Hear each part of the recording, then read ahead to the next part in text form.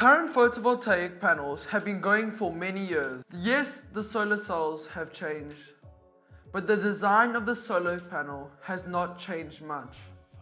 And so they currently look like this, with an aluminium frame at the top, some tempered glass to protect it, encapsulated EVA, then you get the solar cells, which have changed to try and improve the efficiency, then you get the encapsulated EVA again, a back sheet, and then the junction box where all the electricity goes to at the end. But this design hasn't changed much for many years. Is it time for it to change? When thinking about is it time to change, we have to ask a couple questions. Are all these layers on a solar panel really necessary? As 5% of the light is already reflected before it even gets to the solar cells. And what is the point of all these solar layers? Are they all the best shape, design and material for the job? Can we change the shape or the materials to increase the energy output? And so this is what I'm going to go into in my experiment today. I decided to buy a small A4 size solar panel which said 21 volts on the box. When playing around with it, the outcome was 21 volts. Then I decided to take it apart, just down to the solar cells. So I took the front and the back layers off. I put it in the sun and the output was 21 volts. But accidentally I had turned it over and the voltmeter still said 21 volts. Nothing had changed. The energy output was the same from the front and from the back. This got me thinking. Also got me a little bit excited to see what could be the future of this. Can we get energy from the front and the back to increase the energy output of solar panels? Currently, solar panels take up a lot of land when trying to create energy on an industrial scale. I believe solar panels are made for local homes on a small scale. But what happens if we did want to put it in the industrial scale? It would take up large amounts of land. But this can be changed. I went away recently and saw many habitats for animals taken away for our energy. An energy that was renewable but took up space and land, causing devastation for our earth. This is not what renewable energy is about. It also uses a lot of materials for the efficiency that it creates. But we have not thought down the line. When these solar panels are not as efficient as they were in the beginning, people will start taking them off their roofs and replacing them. What happens next for those solar panels? The same happened with coal. We found awesome coal and this created electricity, but we did not think along the line of pollution. We need to start thinking about this before we have serious consequences. But those consequences could also be avoided if we improve the efficiency of solar panels, meaning we don't have to create as many solar panels to get the same energy output. Less land will be used, and those people with smaller houses will be able to cover their roofs and still support their homes. As the current solar panels take up lots of space and some houses don't have enough roof space. So let's go and have a look at what actually happened in my experiment and what's so exciting about it. So on Saturday, the 11th of 11, 2023, at roughly 10 a.m. I did my experiment. And so it was about 32 degrees, so pretty warm. And so the solar panels also heated up quite warm in this. I went to about 60 degrees Celsius in the solar panels. And as you can see over here, the UV ray light was also pretty high. And this is what the solar panel actually absorbs, which is really great in that aspect, but the heat doesn't do well for the solar panels. So these are the solar panels that I use. They're about an A4 in size. This is the control, so the original. And then I did a modified where I took the back off and then the front. So it was just the solar cells and then a glass mirror on top. as you can see, it's quite difficult to take the back layer off with the plastic. So that is as far as I got. But the solar cells could actually absorb the solar light and ended up creating the same amount of energy from the front as the back. So it didn't affect the experiment as much. And then the equipment that I use are multimeters. I use separators to separate the panel from the material that I was using, that I was testing, to see if different distances from the solar panel change the energy output. And then my area that I did it. I also used a thermometer to measure the temperature. Okay, so the first one I did, we used a poly sheet and we just put it on top and tested the output, and it was pretty much the same all the way around. Didn't create much difference, different distances away from the panel or different sizes, so it didn't affect it at all.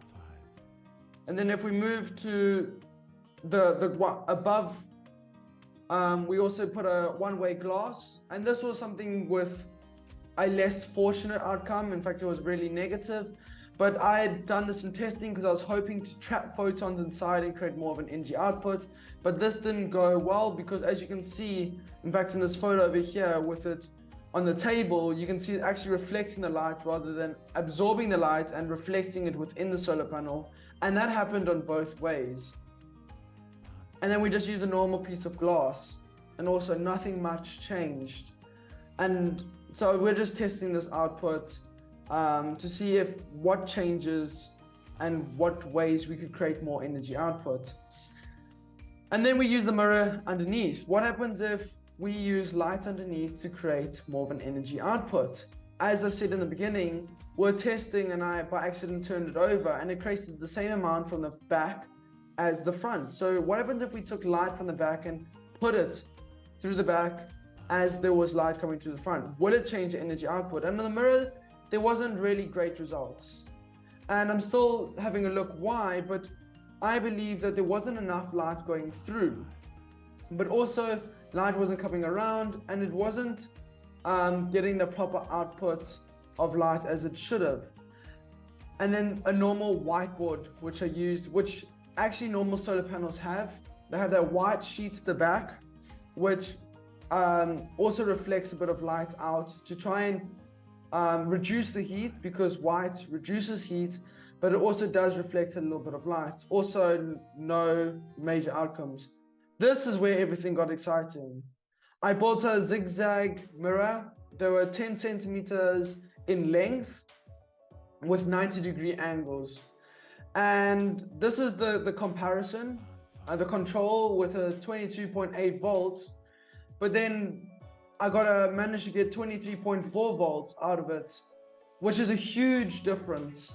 And in my article, it actually goes a little bit more further in depth of how big that outcome actually is and how that would affect, let's say, a manufacturing plant with many of these solar panels and how much more energy you would get out.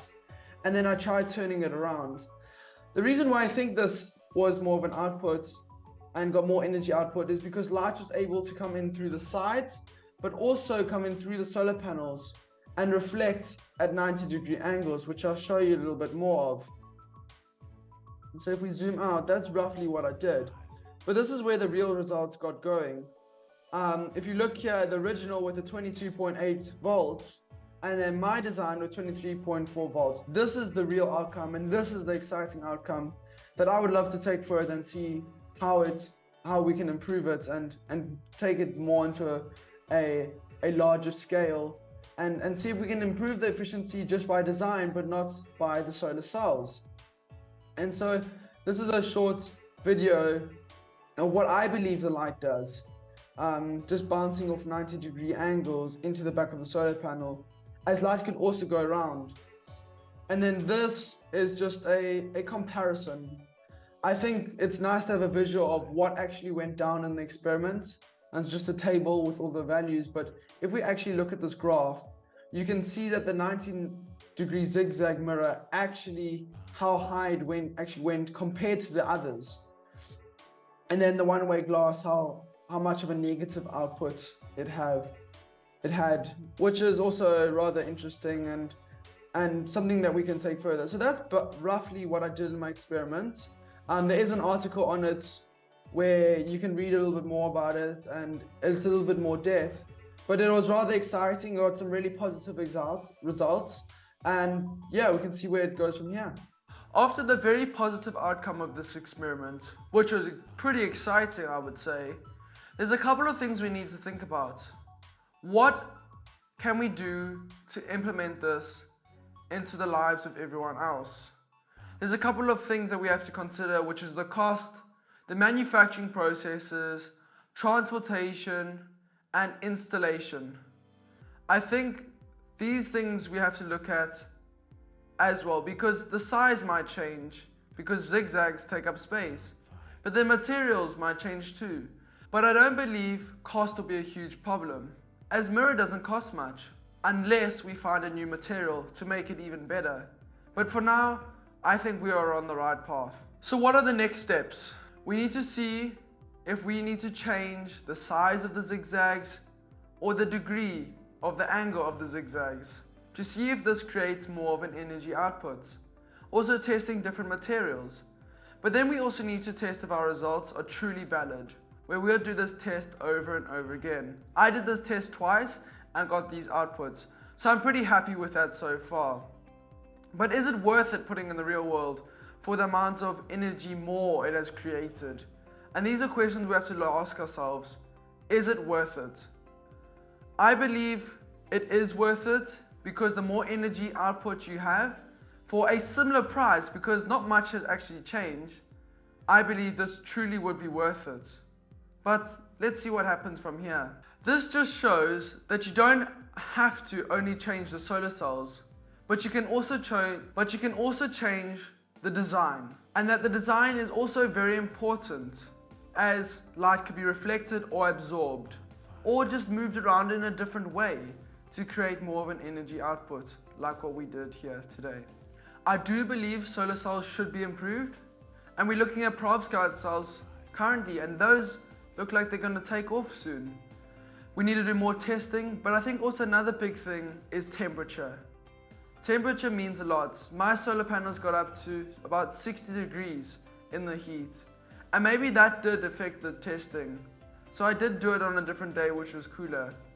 But the tests were still the same, which is okay, because the solar panels that I had were made for Southern African temperatures. But when you go and put a solar panel in a cold environment, things do change. Solar panels are made for certain areas because of temperature affecting the energy output.